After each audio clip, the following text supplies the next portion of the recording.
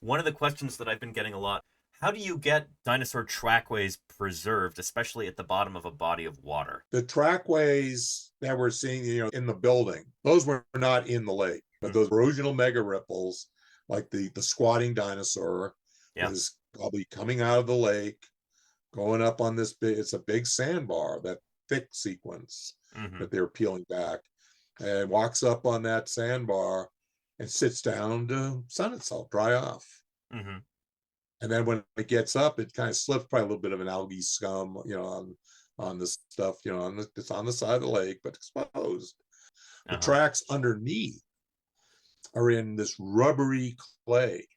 When we look at the tracks, what we see are just big Ubrani's tracks Okay. in It's the big red theropod clay. dinosaur, yeah. Yeah, and it's sinking through the clay because the clay was dry. They're mud cracks. Hmm. It was dry clay, firm, the rubbery deeper down. Just clay gets, big thick clay. It can be Yeah. rubbery. But these animals are punching through this, and then they filled with sand. The sandbar was formed by waves going along shore along the side of the lake, and just dumping sand in along the shoreline.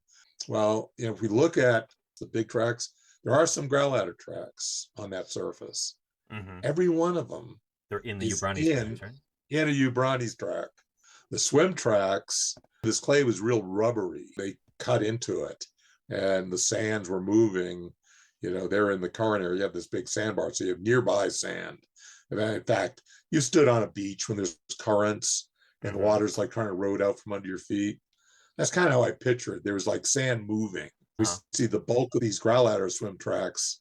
Largely, they're all moving opposite the direction of current. Hmm.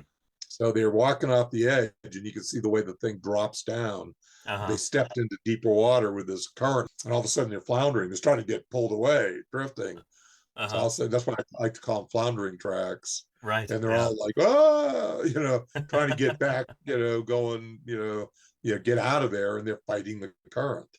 So Hmm. they're going opposite. The big Ubrani's tracks into that stuff. And there's a couple big Ubrani's. They don't even pay attention to the direction of that current, because they're still probably knee deep. Hmm.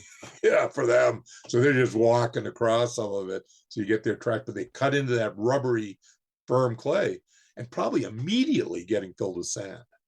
Hmm.